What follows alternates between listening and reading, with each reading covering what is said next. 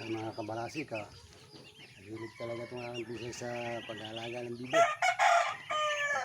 Morning po. Ayan, napakadaming anak ng kanyang bibe.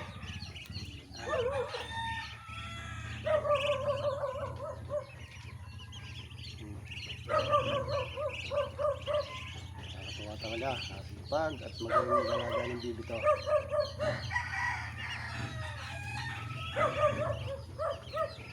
Ayan, tapos pa ang kanyang nanay, hindi na yung sinasama, mga kabawasik. Ito yung kanyang mga sisiw, ginagawang ibon.